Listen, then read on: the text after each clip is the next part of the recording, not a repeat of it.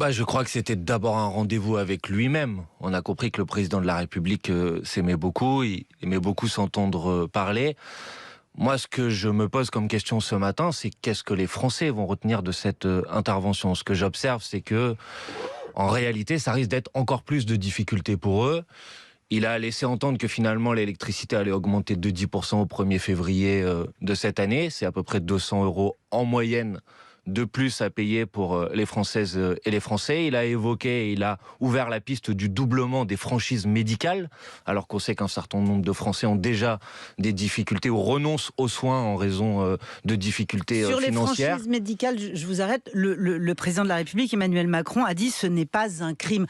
Passer de 0,5 € de 50 centimes à 1 € sur une boîte de médicaments, ce n'est pas un crime. Et par ailleurs, par rapport à d'autres dépenses de la vie courante, c'est pas énormément. Et lui, il dit, ça va responsabiliser les assurés sociaux. J'ai bien compris quel était son raisonnement. Moi, je vous dis aujourd'hui que vous avez déjà une partie significative des Français qui renoncent à se soigner pour des raisons financières et que si doubler les franchises médicales, ça peut conduire à augmenter encore le nombre de personnes qui n'ont pas accès aux soins. Je ne veux pas dire que c'est un crime, mais ça peut conduire effectivement à de très lourdes difficultés. Et puis, on a compris aussi qu'il n'y aurait pas davantage de professeurs pour faire face notamment aux difficultés de l'éducation nationale, qu'il n'y aurait pas davantage de soignants pour faire face aux difficultés de l'hôpital. Et comme ça a été dit à l'instant, que la planification écologique ou la transition climatique sont reléguées au second plan de ses priorités.